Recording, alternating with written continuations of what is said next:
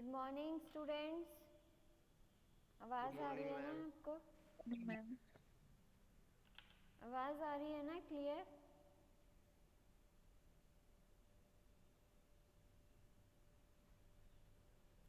आपको yes ma'am. ठीक है। लास्ट क्लास में आपका organization of skeletal muscle start किया था। ठीक है, इसमें मस्कुलर टिश्यू का मतलब मस्कुलर जो आपकी मसल होती हैं वो उसका इंट्रोडक्शन बताया था। स्ट्रक्चर ऑफ स्केलेटल सिस्टम बताया था।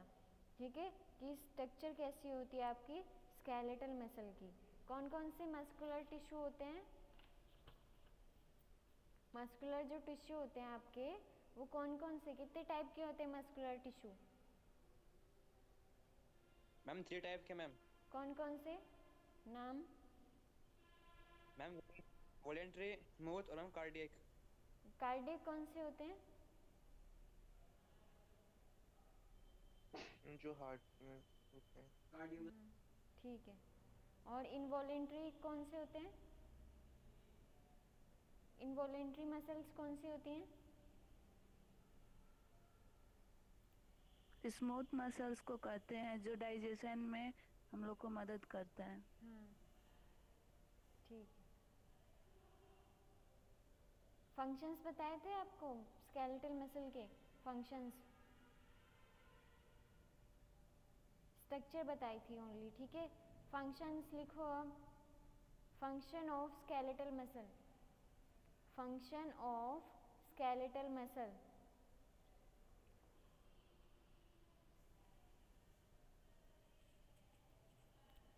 Function of skeletal muscle. First function लिखो, पॉइंट वाइज है function. They give shape, form and appearance to the body. They give shape, form, form and appearance to the body. Next point लिखो, they protect vital organs of the body. They protect vital organs of the body. Next लिखो, they keep the joints in proper position. They keep the joints in the proper position. Next point, they produce movements of the body. They produce movements of the body. Next point लिखो, they store glycogen and proteins. They store glycogen and proteins. ठीक है, ये इसके functions होते हैं। Function में पहले function में क्या लिखा है? They give shape, form and appearance to the body. मतलब जो आपकी स्केलेटल मसल्स होती है वो आपको शेप बनाती है। ठीक है, कि मतलब किस टाइप की आपकी शेप होगी बॉडी की। ठीक है, नेक्स्ट पॉइंट क्या है? दे protect vital organs of the body. जो स्केलेटल मसल्स हैं आपकी वो आपके वाइटल ऑर्गन्स को क्या करती हैं? प्रोटेक्ट करती हैं। ठीक है, जो आपके जैसे ब्रेन हो गया, ma'am heart. Vital means. Vital means होता है मैम आपका, वाइटल मींस। वाइटल मीन्स होता है इम्पोर्टेंट ऑर्गन्स होते हैं। जैसे आपका ब्रेन है, हार्ट है, लीवर है, ठीक है, किडनी है, ठीक है, स्टमक है। ये आपके किस में आ गए? वाइटल ऑर्गन्स में। इनके बिना आपकी बॉडी क्या है? अधूरी है। ठीक है, ये इम्पोर्टेंट ऑर्गन्स हैं आपकी बॉडी में, जिनके बिना मतलब ये है कि अगर कोई जैसे किडनी है, किडनी दो होती हैं तो एक किडनी के अलावा आप बिना रह लोगे? मतलब बिना तो सरवाइव कर सकते हो, बट आप दोनों किडनी के बिना सरवाइव नहीं कर सकते हो। ठीक है, जैसे हार्ट है आपका, हार्ट के बिना आप सरवाइव नहीं कर सकते हो, ब्रेन के बिना सरवाइव नहीं कर सकते हो, लीवर के बिना सरवाइव नहीं कर सकते हो। तो ये आपके किस में आ गए? वाइटल ऑर्गन्स में आते हैं। ठीक है, vital means important organ of the body. ठीक है, नेक्स्ट पॉइंट है, दे keep the joints in proper position, they keep the joints in proper position. जो आपकी जॉइंट्स हैं उनको क्या करती है, प्रॉपर पोजीशन प्रोड्यूस करते हैं। मतलब जैसे आपका जॉइंट है, अगर मतलब जुड़ा हुआ है तो वो क्या करेगा कि वो इधर बैंड करेगा, राइट हैंड बैंड करेगा या लेफ्ट हैंड बैंड करेगा, उसको प्रॉपर पोजीशन देता है। ठीक है, नेक्स्ट है they produce movements of the body. ये क्या करते हैं, मूवमेंट्स कराता है। ठीक है, आपकी मसल्स आपको किस में हेल्प कराती हैं, मूवमेंट में। ठीक है, अगर आपको उठना है, बैठना है, चलना फिरना, ठीक है, ये सब लेटना है, ये सब किसके हेल्प से करते हो आप। ठीक है, देखना है आपको, आंखें झपकते हो मतलब बंद करते हो। ठीक है, ये सब किसके थ्रू होता है, मसल्स के अकॉर्डिंग होता है। ठीक है, नेक्स्ट है आपका they store glycogen and proteins. ये जो आपका ग्लाइकोजन है, जैसे आपका फूड है, फूड से क्या मिलता है आपको, ग्लूकोज मिलता है, जो आप खाना खाते हो। ठीक है, ग्लूकोज मिलता है, जो ग्लूकोज होता है आगे कन्वर्ट होता है किसमें, ग्लाइकोजन में। ठीक है, जो आप खाना खाते हो उसमें प्रोटीन्स भी होता है, विटामिन्स भी होते हैं। ये सब इन सब को क्या करता है, स्टोर करके रखता है कि वो आगे जाके अगर आप जिस दिन मतलब जैसे क्या होता है कि अगर आप फास्ट रखते हो तो उसमें आपको खाना तो खाते नहीं आप उस दिन, तो आपको जो स्टोर आपकी जो एनर्जी है, ग्लूकोज है, एटीपी है, वो आपको क्या होगी, मिलेगी आपको उस टाइम पे। ठीक है, एनर्जी तब यूज़ होती है वो उस टाइम पे, जो आप रोज़ डेली क्या करते हो, गेन करते हो। ठीक है, ये आपके के क्या हो गए, फंक्शंस ऑफ स्केलेटल मसल। अब है physiology of muscle contraction. Next heading डालो, physiology of muscle contraction, PHYSIOLOGY,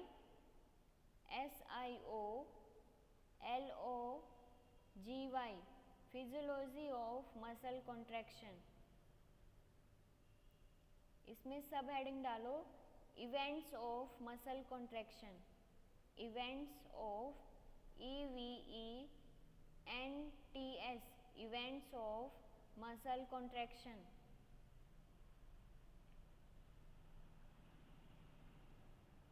ठीक है, कॉन्ट्रैक्शन मतलब क्या होता है, सिकुड़ना। ठीक है, अगर आपकी मसल कॉन्ट्रैक्ट हो रही है तब क्या होता है। ठीक है, पहले लिख लो इसमें क्या कुछ पॉइंट्स हैं, तब आपको समझ में आएगा कि क्या होता है। ठीक है, फर्स्ट पॉइंट लिखो, पॉइंट वाइज है। First point, during normal resting state, during normal resting state of a muscle, during normal resting state of a muscle, comma, the muscle membrane is in a polarized state, polarized, POLARISED,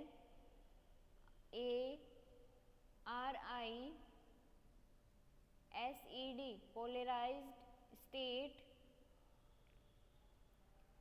This occurs because अब dash लगा के A B करके लिखना, मतलब जो first point है उसके दो पॉइंट हैं। आवाज आ रही है, क्या नहीं आ रही मैम, दे, जितना मैंने बोला उतना सुना पहले आपको।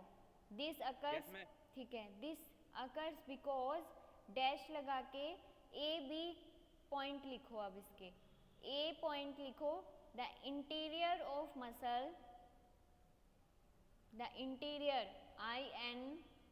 INTERIOR, interior of muscle cell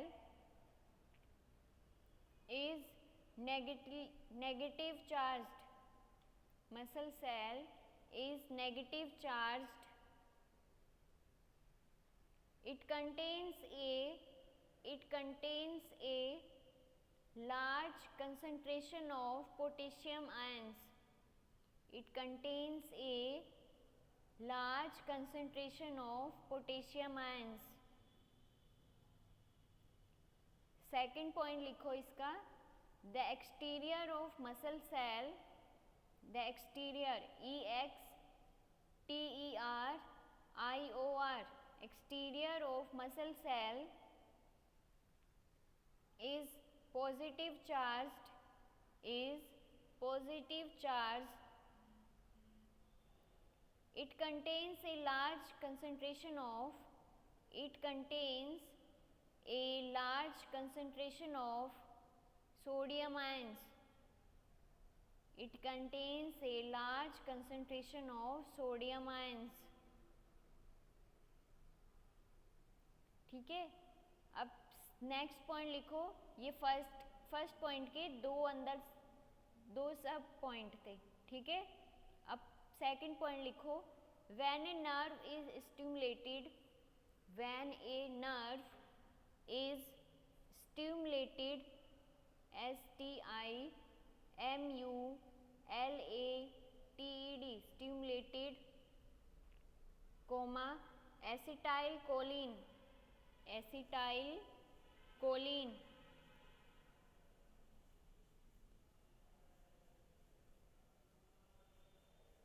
acetylcholine is liberated, liberated,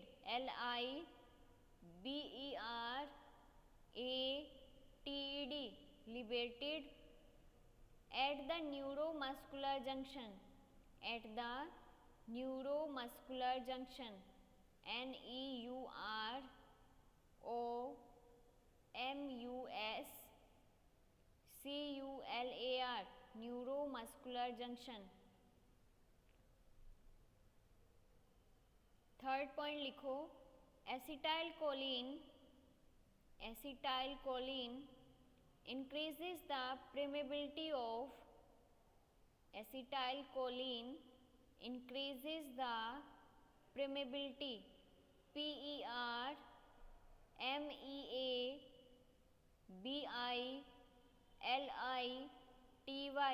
permeability of muscle membrane. So sodium ions enter into the cell, so sodium ions enter into the cell. Ma'am repeat कीजिएगा, आपका बीच में आवाज कट गया था, हम लोग लिख ही नहीं पाए. ठीक है, थर्ड पॉइंट आपको दोबारा रिपीट करती हूँ.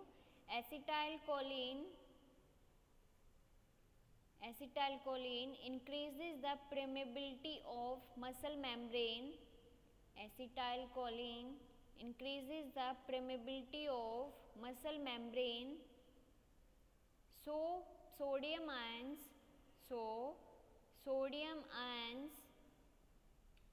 enter into the cell,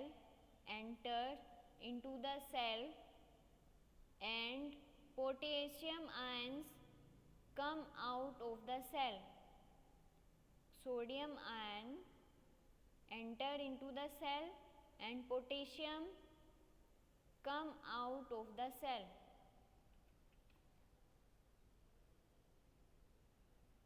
This produces a change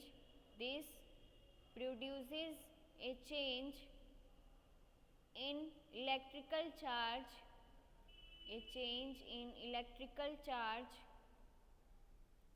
both the interior and exterior,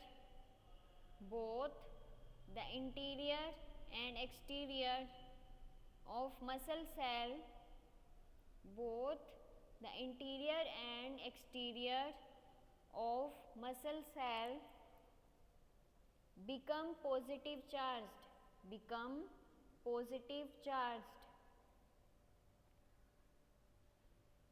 Now the membrane becomes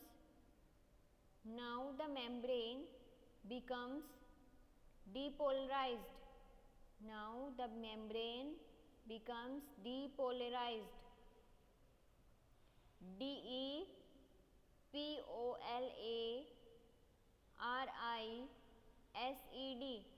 Depolarized. This depolarization produces a muscle contraction. This depolarization produces a muscle contraction.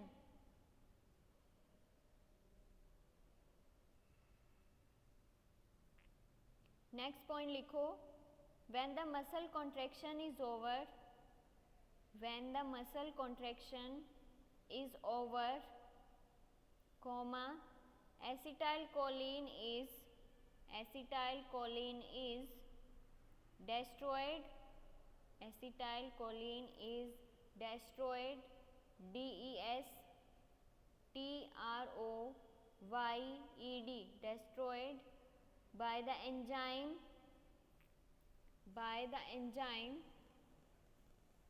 acetylcholinesterase, acetylcholinesterase लिख दिया है मैंने, ठीक है, message में देख लो, acetylcholinesterase. Next point लिखो, now potassium ions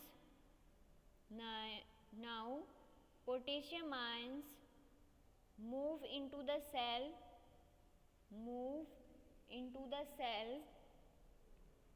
and sodium ions move out of cell. Now potassium ions move into the cell and sodium ions move out of cell. This produces repolarization of muscle membrane. This produces repolarization of muscle membrane. Now the muscle is ready for a second contraction. Now the muscle is ready for a second contraction. ठीक है, लिख लिए ये point? Yes ma'am. ठीक है, अब yes ma'am. समझ लो इसे, ठीक है? हाँ, समझ लो. देखो, इवेंट्स ऑफ मसल कॉन्ट्रैक्शन, जो आपकी मसल कॉन्ट्रैक्ट हो रही है, ठीक है, मसल अगर कॉन्ट्रैक्ट हो रही है तो आपकी जो काम करती है वो, ठीक है, मतलब आप अगर कॉन्ट्रैक्ट हो रही है इट मीन्स क्या है, वो काम कर रही है, ठीक है, मतलब मूवमेंट कर रही है.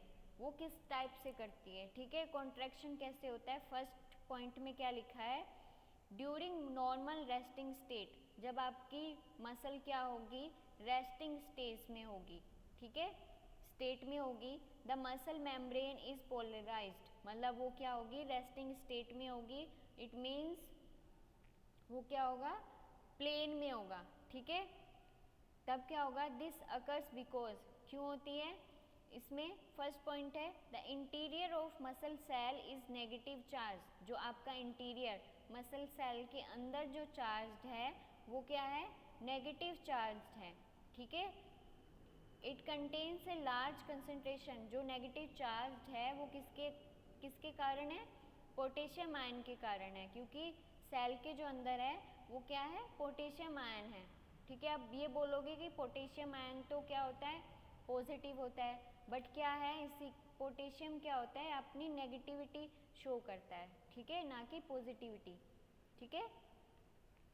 सेकंड क्या है, the exterior of muscle cell is positive charged, जो आपका एक्सटीरियर बाहर जो मसल सेल है वो क्या है, पॉजिटिव चार्ज्ड है. It contains a large concentration of sodium, जो किससे बना है, सोडियम आयन से. अंदर क्या है सेल के, मसल सेल की बात कर रही हूँ, मसल जो सेल होती है वो भी इसी टाइप से बनी होती है जैसे आपकी नॉर्मल सेल होती है, ठीक है. वो क्या है, पहले जो अंदर है इंटीरियर ऑफ मसल सेल किसकी, नेगेटिव चार्ज्ड है, ठीक है. एक्सटीरियर मसल सेल क्या है, पॉजिटिव चार्ज्ड है, ठीक है. इतना आया समझ में. सेकंड पॉइंट में क्या है, when a nerve is stimulated, जब आपकी नर्व मतलब आपका कुछ मैसेज आपको मिलता है, आपकी स्टिमुलेटेड होती है मतलब उत्तेजित होती है, ठीक है. स्टिमुलेटेड होती है, एसिटाइल कोलिन इज लिबरेटेड, जो आपका एसिटाइल कोलिन होता है, ठीक है। आपके एसिटाइल कोलिन क्या होता है, एक रिसेप्टर या न्यूरोट्रांसमीटर बोल सकते हो, वो होता है जो एक्टिवेट होता है, ठीक है। अब आगे जाके पता लग जाएगा कि इसका काम क्या होता है, ठीक है। Acetyl choline is liberated, liberated का मीन्स होता है फ्री होना, फ्री हो जाता है, मतलब निकल जाता है, जहाँ से उसे कहाँ से निकलता है, एट द न्यूरोमस्कुलर जंक्शन, जो कहाँ से, न्यूरोमस्कुलर, नाम से ही पता चल रहा है, जो न्यूरॉन और मसल के बीच में जो जंक्शन बनता है, वहाँ से आपका क्या होता है, एसिटाइल कोलिन क्या होता है, फ्री होता है, मतलब निकलता है, ठीक है, न्यूरोमस्कुलर जंक्शन से, ठीक है। फिर नेक्स्ट पॉइंट में acetyl choline increases the permeability of muscle membrane, ठीक है।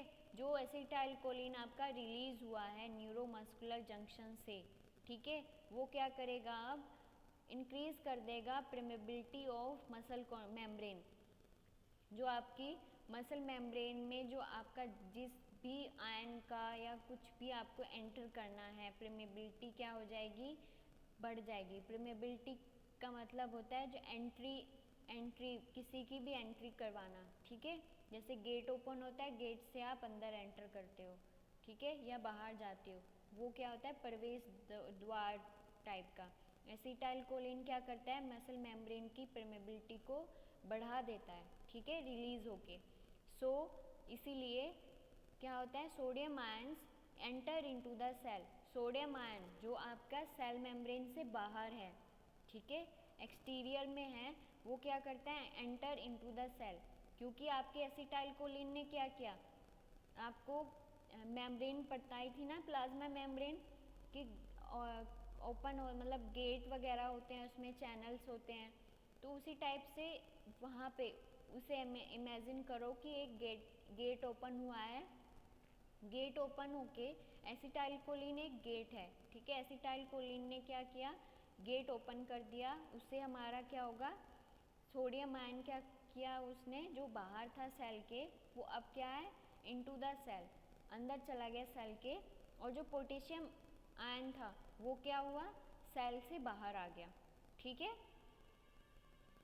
This produces A change in electrical charge, जो क्या होते हैं, बैलेंस हो जाते हैं, मतलब अगर पॉजिटिव अंदर गया है तो नेगेटिव क्या आ जाएगा, बाहर आ जाएगा, ठीक है। ये क्या हो गया, electrical charge, both interior and exterior muscle cell become positive charge, मतलब क्या हो गए, दोनों क्या हैं, पॉजिटिव चार्ज हैं, ठीक है। Now the membrane becomes depolarised, मतलब आपकी जो मेम्ब्रेन है, आपका क्या है, सोडियम आयन एंटर करता है अगर सेल में, तो आपकी मेम्ब्रेन क्या होती है, डीपोलराइज, मतलब आपका जो चार्ज है वो क्या हो गया, इंक्रीज हो गया, ठीक है, ठीक है। जैसे जैसे अगर आप पहाड़ पे चढ़ते हो, पहाड़ की चोटी क्या है, ऊंची है, ठीक है, उसी टाइप से मान लो कि अगर आप प्लेन में हो अभी, तो प्लेन में अगर चढ़ोगे तो आपको चार्ज लेना पड़ेगा, मतलब प्लेन में अभी आप क्या हो, नेगेटिव चार्ज है, मतलब आप रेस्टिंग स्टेट में हो, ठीक है। अगर क्या है, एंट्री एसिटाइल कोलिन रिलीज होता है तो आप ऊपर क्या करते हो, पहाड़ पे चढ़ जाते हो, ठीक है। तो पहाड़ पे चढ़ना मतलब सोडियम आयन की एंट्री हो रही है, तो आप पहाड़ पे चढ़ गए, चोटी पे चढ़ गए, ठीक है।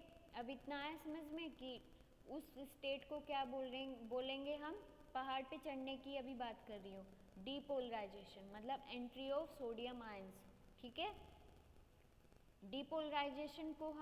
डीपोलराइजेशन जो होता है वो प्रोड्यूस क्या करता है, मसल कॉन्ट्रैक्शन, जो जब डीपोलराइजेशन होता है तो आपकी जो मसल है वो क्या करती है, कॉन्ट्रैक्ट करती है, ठीक है, सिकुड़ती हैं। फिर नेक्स्ट पॉइंट में क्या लिखा है, when the muscle contraction is over, जब आपकी मसल क्या हो जाएंगी, कॉन्ट्रैक्ट हो जाएंगी, ठीक है, कंप्लीट हो जाएगा, एसिटाइल कोलिन इज डिस्ट्रॉयड, मतलब जो आपका एसिटाइल कोलिन रिलीज हुआ था, ठीक है, वो क्या हो जाएगा, डिस्ट्रॉय, मतलब ख़त्म हो जाएगा, by the enzyme of acetyl cholinesterase, जो आपके एसिटाइल कोलिनेस्टरेज एंजाइम होता है वो आपका क्या कर देगा, डिस्ट्रॉय कर देगा आपके एसिटाइलकोलिन को। अगर आपकी बॉडी में अगर कुछ रिलीज होता है तो वो ख़त्म भी होता है। ऐसे नहीं कि आपकी मतलब कुछ भी अगर कोई बनता है, कुछ बनता है तो वो ख़त्म नहीं होता, वो ख़त्म भी होता है। अगर ख़त्म नहीं होगा तो वो क्या होगा, आपके हार्मफुल इफ़ेक्ट शो करेगा। इसीलिए वो डिस्ट्रॉय किससे हुआ, एसिटाइलकोलिनेस्टरेज से, एंजाइम से। ठीक है, नेक्स्ट में now potassium ions move into the, मतलब क्या हो गया, अगर एसिटाइलकोलिन डिस्ट्रॉय हो गया, नहीं है अब क्या होगा, पोटेशियम आयन जो बाहर निकला था वो दोबारा क्या करेगा, मूव करेगा इनटू द सेल। ठीक है, sodium ions move out of cell, जो आपकी सोडियम आयन है वो बाहर निकल जाएगा। ठीक है, दिस प्रोड्यूसेस रीपोलराइजेशन। जैसे मतलब अभी आप पहाड़ पे चढ़े थे, चोटी पे चढ़ गए हो, अब दोबारा आपको मतलब सेम मतलब क्या हो गया, अब आपके पॉजिटिव चार्ज जो थे वो क्या हो गए, डाउन हो गए। अब मतलब दैट मीन्स आपकी वो क्या हो गई, जो आपकी एनर्जी है वो लॉस हो गई। अब आपको रीपोलराइजेशन मतलब रिलैक्स कंडीशन में आ गए, आप दोबारा फिर पहाड़ से नीचे आ गए। ठीक है, वो क्या हो गई, रीपोलराइजेशन। ठीक है, now the muscle is ready for a second contraction. मतलब आपकी जो, ये बोल सकते हो कि आप ये क्या है, रीपोलराइजेशन के बाद आपकी जो मसल है वो दोबारा फिर आपकी सेकेंड कॉन्ट्रैक्शन के लिए तैयार रहती है।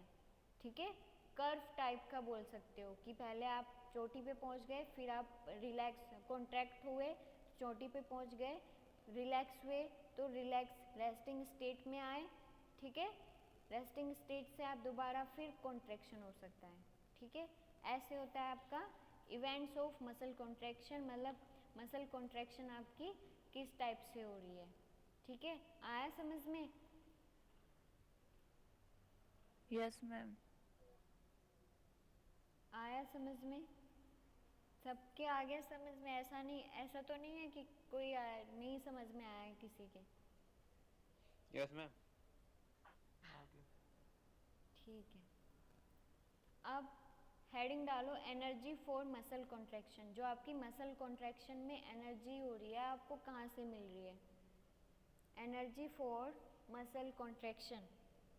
हेडिंग डालो energy for muscle contraction.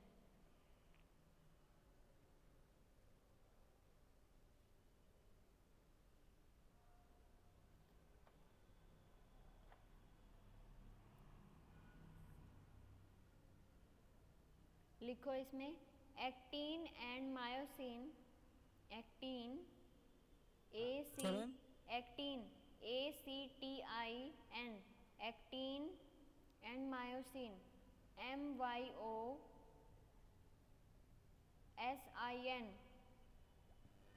actin and myosin are the important two muscle proteins, are the important two muscle proteins। जो आपकी एक्टिन और मायोसिन है वो क्या है, आपकी मसल प्रोटीन्स, मतलब IN जिसके पीछे लगा होता है वो आपकी प्रोटीन होती है। ठीक है, actin and myosin are the important to muscle proteins. they form the contractile ma'am CONTRA ma'am muscle proteins, they form the contractile, spelling बोल रही हूँ,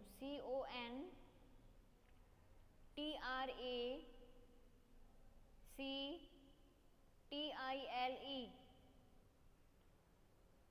elements of a muscle, elements of a muscle। muscle contraction is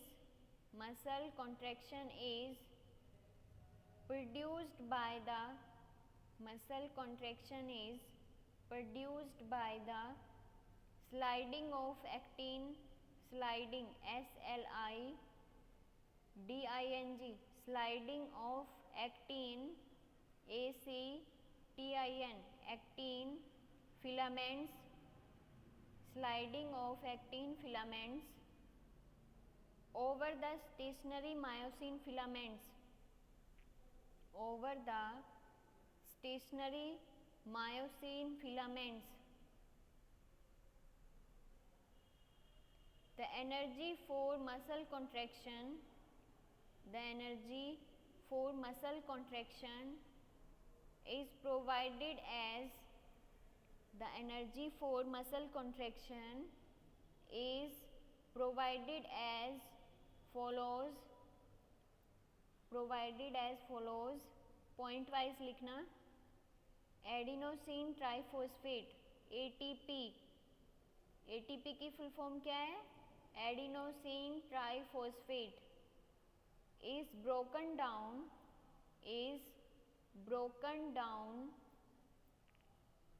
by the enzyme ATPase, is broken down by the enzyme ATPase. ATP लिख के as लिखना है. This libate LIBERATS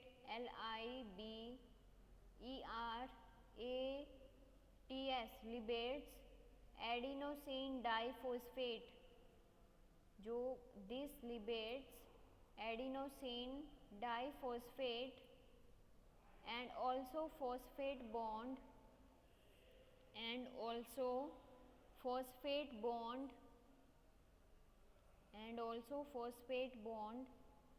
energy, which is utilized for muscle contraction. Also phosphate bond energy which is utilized for muscle contraction.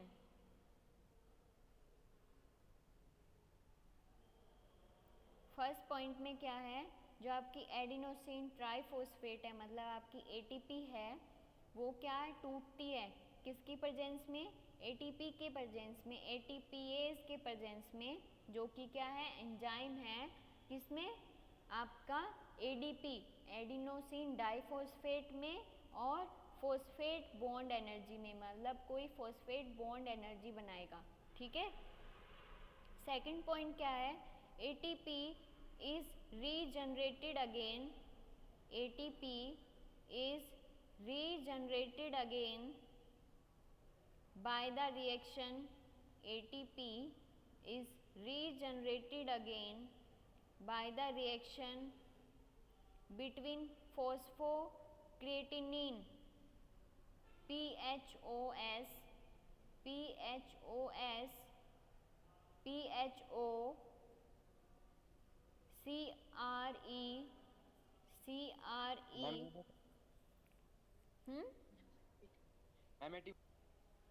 ATP is regenerated again by the reaction phosphocreatinine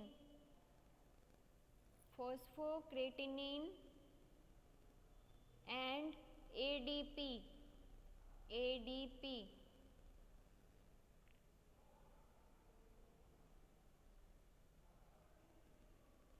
ATP आपकी जो destroy हुई है, टूटी है ADP में, वो आपकी regenerated again कैसे बनती है? ठीक है. फॉस्फोक्रेटिनिन की रिएक्शन होती है किसके साथ? ADP के साथ, जो आपका क्रेटिनिन और प्लस ATP बनाता है. ठीक है. नेक्स्ट पॉइंट लिखो.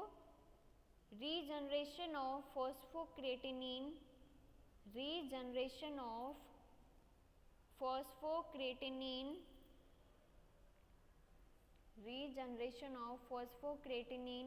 occurs by the combination of creatinine and phosphate energy. Regeneration of creatinine occurs by the combination of creatinine and phosphate energy which is formed in the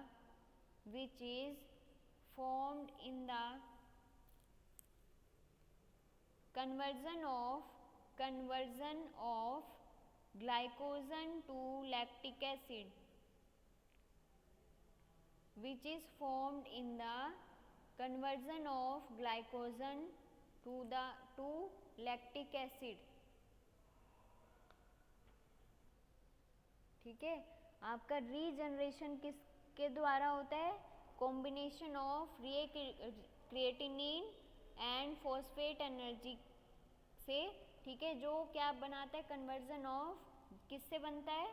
glycogen. जब glycogen conversion होता है to lactic acid, मतलब आपका जो glycogen है वो किस में टूटता है? लैक्टिक एसिड में टूटता है। ठीक है, नेक्स्ट लाइन में लिखो, all these three reaction occur in the muscle. All these three reactions occur in the muscle. These reactions do not require oxygen. ठीक है, इन तीनों रिएक्शंस में अभी जो मैंने बताया है, उन तीनों रिएक्शंस में क्या है? रिक्वायरमेंट, आपकी ऑक्सीजन की रिक्वायरमेंट नहीं रहती है। ठीक है, अब फोर्थ पॉइंट लिखो, about one fifth of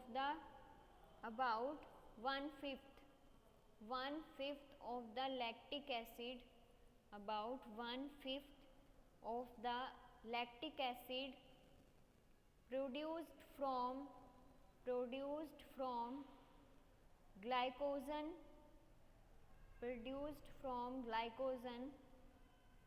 is oxidized to carbon dioxide and water. Lactic acid produced from glycogen is oxidized to carbon dioxide and water. The remaining is converted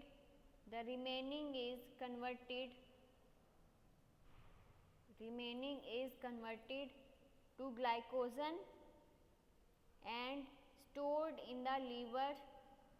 The remaining is converted to glycogen and stored in the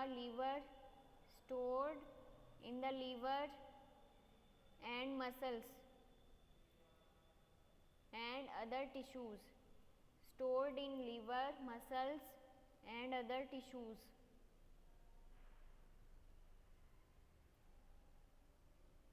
ठीक है, आपकी जो energy, जो आपका muscle contraction हो रहा है, उसमें जो आपकी एनर्जी आपको किस तरह से मिलती है वो बताया गया है।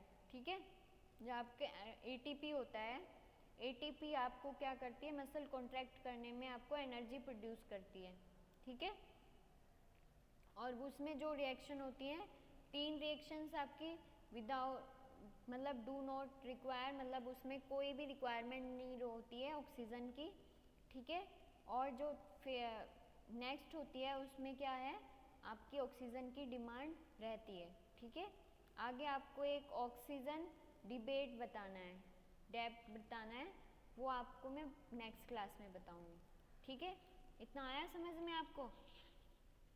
Yes ma'am. ठीक है, कि आप मसल कॉन्ट्रैक्शन कैसे होता है और उसमें एनर्जी कहाँ से रिक्वायरमेंट आपको कहाँ से मिलती है वो।